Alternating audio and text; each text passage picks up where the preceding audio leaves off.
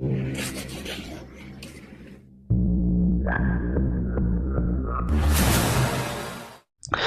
मित्रांनो, माझं नाव श्री आहे. आणखी एका हॉरर कथेमध्ये तुमचं स्वागत आहे. आजची कथा निर्जा ह्या एका मुलीची आहे. निर्जा एका मुलावर खूप प्रेम करायची, पण तिचं प्रेम घरच्यांना मान्य नव्हतं. आता तिचं प्रेम तिला मिळालं की नाही, किंवा तिच्यासोबत काय घडलं, तिच्या घरच्यांनी तिच्यासोबत काय काय केलं, हे सगळं काही सविस्तरपणे आज मी तुम्हाला ह्या कथेमध्ये सांगणार आहे. मित्रांनो, ही कथा खरंच खूप भयंकर आहे. चला तर मग आपण या हॉरर कथेला सुरुवात करू. स्टेशनवर एक ट्रेन येऊन थांबली आणि निर्जाची झोप उडाली. आपली बॅग उचलत ती स्टेशनवर उतरली. तिला पाहताच लगबगीने पुढे आलेल्या हरिदासने तिच्या हातातली बॅग घेतली आणि तो चालू लागला. त्याच्या मागोमाग चालत निर्जा स्टेशन बाहेर पडली. स्टेशन बाहेर उभ्या असलेल्या कारची डिगी उघडून तिची बॅग आत टाकून हरिदासने तिच्यासाठी कारचे मागचे दार उघडले. घरी पोहोचायला किती वेळ लागेल, कारमध्ये बसत निर्जाने विचारले. हरिदास गाडी चालू करत म्हणाला, 1.5 तास लागेल ताई. बरं ठीक आहे, असं म्हणून निर्जाने मान मागे टाकून डोळे मिटले आणि ती एका विचारात हरवली. खूप प्रयत्न करून देखील आई बाबा गौतमसोबत तिचे लग्न करून द्यायला तयार झाले नाही. काहीतरी क्षुल्लक कारण ते देत राहिले, पण तिला माहीत होतं गौतम आणि तिच्या लग्नाच्या मार्गात गौतमची जात आडवी आली होती. आईबाबांचा निर्णय जड अंतकरणाने तिने गौतमला सांगितल्यावर नाराज झालेला त्याचा चेहरा आठवून निर्जाचे डोळे पुन्हा एकदा भरून आले. विसरू शकेन का मी गौतमला, असा ती विचार करू लागली. गेल्या काही दिवसात ती ना धड जेवली होती ना शांत झोपली होती. सतत तिला गौतम बरोबर घालवलेले क्षण आठवत होते. तिच्या डोळ्यातले पाणी काही कमी होत नव्हते. एक उदासीनता तिच्या आयुष्यात भरून राहिली होती. इंजिनिअरिंगच्या शेवटच्या वर्षाच्या परीक्षा संपल्या होत्या. दुसरे काही कामही नव्हते. म्हणून तिच्या बाबांनी तिला त्यांच्या गावी आठवडाभर जाऊन राहायचा सल्ला दिला होता. त्यांना वाटले होते गावातल्या वातावरणात काका काकूंच्या लहान मुलांमध्ये रमल्याने, शेतावर फिरल्याने तिला कदाचित गौतमचा विसर पडेल. आता ब्रेक लागून गाडी थांबली. निर्जाने डोळे उघडले. समोर त्यांच्या गावातील वाडा तिला दिसत होता. फार वर्षापूर्वी 2-3दा आईबाबांबरोबर ती इथे आली होती, पण एकटी येण्याची तिची ही पहिलीच वेळ होती. ती गाडीतून उतरली. आजी, काका, काकू आणि तिचे 2 चुलत भाऊ दारात तिच्या स्वागतासाठी उभे होते. आत येण्याआधी आजीने तिच्यावरून भाकर तुकडा ओवाळून टाकला. काकूने मायेने तिला जवळ घेतले. तिचे दोन्ही लहान चुलत भाऊ शुभम आणि श्रावण तिच्या अवतीभोवती फिरू लागले. पायऱ्या चढून निर्जा दारातून आत आली. समोर मोठा हॉल, उजव्या बाजूला बैठकीची खोली, स्वयंपाकघर, जेवणाची खोली, डाव्या बाजूला 3 लहान खोल्या आणि बाथरूम होतं. समोरच वर जाणारा जिना होता. वर 5 मोठ्या खोल्या होत्या. जुन्या पद्धतीचं मजबूत बांधकाम असलेलं त्यांचं घर होतं, पण तिला काहीतरी तिथं गूढ भासत होतं. नीरू, सध्या तुझं सामान बाजूच्या खोलीत ठेवून आंघोळ करून घे. बाथरूममध्ये शांताबाईनं गरम पाणी काढून ठेवलं आहे. मग जेवण झाल्यावरच वरच्या खोलीत जाऊन आराम कर. आजीच्या सांगण्यानुसार तिने बाजूच्या एका खोलीत आपले सामान ठेवले. आंघोळ झाल्यावर आईने शुभम श्रावणसाठी दिलेला खाऊ आणि भेटवस्तू तिने बॅगेतून बाहेर काढल्या आणि काकूजवळ दिल्या. जेवण झाल्यावर काकूने शांताबाईला सांगून तिचे सामान वरच्या एका खोलीत ठेवले आणि तिला तिथे जाऊन आराम करायला सांगितले. समोरच्या जिन्याने निर्जा वर आली. जिना संपल्यावर तिथे एक मोठा हॉल होता. हॉलच्या उजव्या बाजूला 3 आणि डाव्या बाजूला 2 खोल्या होत्या. डाव्या बाजूच्या एका खोलीत सामान ठेवून शांताबाई खाली निघून गेली. हॉलच्या समोरच्या मोठ्या खिडकीतून बाहेरची झाडं आणि थोड्या दूरवर वाहणारी तापी नदी तिला दिसत होती. हॉलमधून एक चक्कर टाकून ती सर्व खोल्यांचे निरीक्षण करत होती. उजवीकडची एक खोली काका काकूंची, एक आजीची दिसत होती. एका खोलीत शुभम श्रावणची खेळणी पडलेली होती. डाव्या बाजूच्या 2 खोल्यांपैकी एका खोलीत तिची राहण्याची व्यवस्था केली होती, पण एक खोली मात्र खूप दिवसापासून कुलूप लावून बंद केलेली तिला दिसत होती. कुलूप दिसणार नाही अशा रीतीने एक लाल धागा त्याला बांधला होता. निर्जा एकटक त्या बंद खोलीकडे पाहत होती. त्या खोलीत काय असेल, ती खोली अशी कुलूप लावून बंद का ठेवली आहे, अशा प्रश्नांनी तिच्या मनात गर्दी केली होती. याबद्दल नंतर आजीला विचारीन असं ठरवून ती तिच्या खोलीत गेली. निर्जाची खोली मोठी होती. मोठा शिवशीचा पलंग, त्याच्या बाजूला टेबल खुर्ची आणि एक कपाट.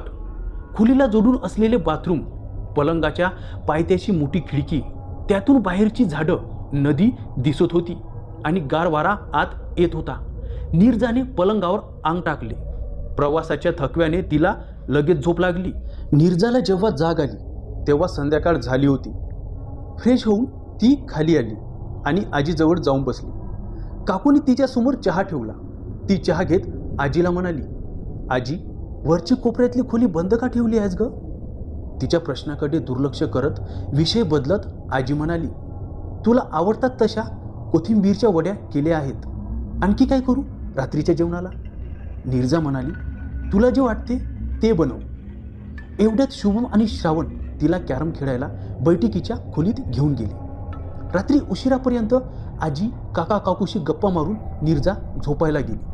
दुपारी झोप झाल्याने रात्री उशिराच केव्हा तरी तिचा डोळा लागला.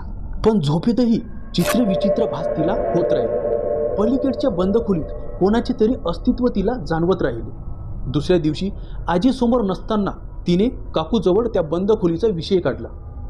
काकूने एक दोनदा तो विषय टाळला, पण नीरजाने जास्त जोर दिल्यावर तिने सांगितले, ती दमयंतीची खोली आहे. ती गेल्यापासून गेली 30 वर्ष ती खोली बंद आहे. आत्याची खोली पण अशी बंद का ठेवली आहे? आत्या नक्की कशाने गेली? नीरजाचे प्रश्न संपत नव्हते. त्यांच्या प्रेम प्रकरणाला घरच्यांचा विरोध होता म्हणून तिने जाळून घेऊन आत्महत्या केली असं म्हणतात. काय? हे ऐकून नीरजाला धक्काच बसला. बाबांच्या एकुलत्या लहान बहिणीचा म्हणजे दमयंती आत्याचा 30 वर्षापूर्वीच मृत्यू झाला होता हे तिला माहीत होतं, पण ती आत्महत्या होती हे तिला आज कळले. तसंच तिथे आजी आल्याचं पाहून काकू चुपचाप आपल्या कामाला लागली. आजी आणि काकू स्वयंपाकघरात शांताबाईसोबत दुपारच्या जेवणाची तयारी करत होते. शुभम आणि श्रावण हॉलमध्ये खेळत होते. काका हरिदाससोबत काही कामासाठी तालुक्याच्या गावाला गेले होते. नीरजा पायऱ्या सोडून वर आली. त्या बंद खोलीजवळ जाऊन तिने खोलीला लावलेले कुलूप हातात धरून बारकाईने पाहिले. मग त्या कुलूपला थोडा तिने जोर लावून ओढले आणि काय आश्चर्य, कुलूप चक्क उघडले. खूप वर्षापासून लावून ठेवल्याने कदाचित ते जीर्ण झाले होते. कुलूपाला लावलेला लाल धागा तिने सोडवला. कुलूप पूर्णपणे काढून तिने दार उघडण्यासाठी आत लोटले. दार घट्ट बसले होते. 2-3 हलके धक्के मारल्यावर कर्र करत दार उघडले. जसा दार उघडला तसा एक प्रकारचा कुबट वास तिच्या नाकात शिरला. खोलीत काळाकुटं अंधार होता. नीरजाने जीन्सच्या खिशातला मोबाईल काढून त्याचा टॉर्च सुरू केला. टॉर्चच्या अपुऱ्या प्रकाशात ती खोलीचे निरीक्षण करू लागली. काही कामाच्या वस्तू सोडल्यास खोलीत कोणतेही सामान नव्हते. लाकूड ठोकून खोलीतील एकमेव मोठी खिडकी कायमची बंद केली होती. नीरजा खोलीचे निरीक्षण करत असताना तिच्या समोरील भिंतीवरचा काही भाग अचानक उखडला जाऊन खाली पडला आणि त्यामागची काळी जळालेली भिंत तिला दिसू लागली. ती दचकली, पण स्वतःला सावरून ती भिंतीचे निरीक्षण करू लागली. तेवढ्यात कुणीतरी पटकन तिच्या मागून गेल्यासारखे तिला वाटले. आता नीरजाला त्या खोलीत भीती वाटू लागली होती. ती तशीच त्या खोलीतून बाहेर पडली आणि तिने दरवाजाची कडी लावून कुलूप तसंच अडकवलं आणि तो सोडलेला लाल धागा आधी होता तसा बांधला. नीरजा घरात सगळ्यांशी वरवर जरी सामान्य वागत होती तरीही मनातून कुठल्याशा अनामिक भीतीने तिला ग्रासलं होतं. त्या खोलीत जाऊन आल्यापासून तिला गौतमची खूप आठवण येत होती. तिला असं वाटत होतं की आत्ताच जावं आणि त्याला सांगावं की मी तुझ्याशिवाय राहू शकत नाही. पहिले 2 दिवस सोडले तर इथेही तिला अन्नपाणी गोड लागत नव्हतं. झोपही नीट येत नव्हती. एक रात्री ती दिवा बंद करून झोपायचा प्रयत्न करत होती. तेवढ्यात तिला बाजूच्या त्या खोलीतून कोणीतरी चालत आहे असा भास होऊ लागला. ती घाबरली. पांघरून डोक्यावर ओढून कच्च डोळे मिटून ती देवाचा धावा करू लागली आणि यातच तिला केव्हा तरी झोप लागली. रात्री 2:30च्या सुमारास नीरजाला अचानक जाग आली. कोणीतरी तिच्या कानात नीरजा असं म्हणून तिला आवाज देत होतं. तो आवाज एका स्त्रीचा होता. नीरजा धडपडत उठली. थंड हवेची लहर तिच्या अंगावर शहारा आणत होती. तिने घाबरून आजूबाजूला पाहिलं, पण खोलीत कोणीही नव्हतं. आपल्याला भात झाला असेल असं तिला वाटलं. ती उठली आणि तिने खिडकीतून बाहेर पाहिले तर एक कुत्रा तिच्या खिडकीकडे पाहून बेसूर आवाजात रडत होता. जोरदार वारा सुटल्याने झाडं हलत होती. घाबरतच ती खिडकीच्या बाजूला वळली आणि तशीच तिला दरवाजापाशी एक धुसर आकृती दिसली. हळूहळू ती आकृती आकार घेऊ लागली. गोल साडी नेसलेली, मोकळे केस सोडलेली ती आकृती एका सुंदर स्त्रीची होती. पण तिच्या शरीरावर सगळीकडे जडल्याच्या खुणा होत्या. नीरजा प्रचंड घाबरली. तिला जोरात ओरडावं असं वाटत होतं, पण तिचा आवाज निघत नव्हता आणि जागचं तिला हलतासुद्धा येत नव्हतं. दमयंती आत्या? नीरजा घाबरतच म्हणाली. होय, मी दमयंती. तसाच तिचा आवाज खोलीत घुमला. काय सांगितलं तुला सगळ्यांनी? मी आत्महत्या केली असंच ना? खोटं, साफ खोटं आहे. माझ्या आईबापानेच त्यांच्या प्रतिष्ठेपायी मला जाळून मारलं. आणि एवढं बोलून दमयंती बेसूरपणे रडू लागली. नीरजाच्या मनातील भीतीची जागा आता तिच्याबद्दलच्या अपार करुणीने घेतली होती. रडणं थांबवून दमयंती पुढे बोलू लागली. काय दोष होता माझा? मी तर श्रीधरवर प्रेम केलं होतं, जीवापाड प्रेम. लग्न करीन तर त्याच्याशीच असा हट्ट धरून बसले होते. श्रीधर आमच्या दिवाणजींचा शहरातून शिकून आलेला मुलगा. आमचे दोघांचंही एकमेकावर अतोनात प्रेम होतं. पण त्याची जात आमच्या प्रेमाला आड आली. लोक काय म्हणतील या भीतीने माझ्या बापाने श्रीधरला गाव सोडायला भाग पाडलं आणि मी झोपेत असताना रॉकेल टाकून पेटवून दिलं. मी जीवाच्या आकांताने ओरडले, पण माझ्या खोलीच्या बंद दाराआड त्या 4 भिंतीमध्ये माझ्या किंचाळ्या, यातना, शरीराची आणि मनाची तडफड विरून गेली. मी गेल्यानंतरही माझ्या बापाला रोज त्या खोलीतून किंचाळ्या आणि रडण्याचे आवाज यायचे. म्हणून मांत्रिकाला बोलून ती खोली कुलूप लावून अभियंत्रित केलेल्या धाग्याने कायमची बंद केली आणि मी माझ्यावरच्या अन्याला वाचा फोडण्याच्या प्रतीक्षेत 30 वर्ष तिथंच अडकून पडली. परवा तू खोली उघडलीस आणि माझा मार्ग मोकळा झाला. मला माहीत आहे तुझ्या प्रेमाला देखील घरच्यांचा विरोध आहे. तुला पाहताच हे मी जाणलं. कालचक्र फिरलं, पुढे सरकलं. आज माझ्या जागी तू उभी आहेस. पण विश्वास ठेव तुझ्या प्रेमावर. झुगारून दे हे जातीची जाचक बंधनं. जाग आपल्या प्रेमाला. तुझ्या प्रेमाच्या बळावरच तू घरच्यांचा विरोध मोडून काढशील. तू हे नक्की करू शकतेस. असं झालं तर माझ्या अतृप्त आत्म्याला कायमची शांती मिळेल. मी नाही, पण माझ्या पुढच्या पिढीतल्या मुलीने या जातीच्या भिंतींना सुरुंग लावला हे समाधान मला मिळेल. घाबरू नकोस. मी कोणालाही काहीही त्रास देणार नाही. पण तू माझ्यावरच्या अन्यायाची जाणीव सगळ्यांना करून दे. असं म्हणून दमयंतीची आकृती धुसर होत नाहीशी झाली. नीरजाने डोळे पुसले. पहाट व्हायला आली होती. एका निश्चयाने तिने आपली बॅग भरायला घेतली आणि सकाळी बॅग घेऊनच नीरजा खाली उतरली. आजी आणि काका काकू चहा घेत बसले होते. त्यांच्यासमोर जाऊन नीरजा म्हणाली, मला आजच निघायचंय.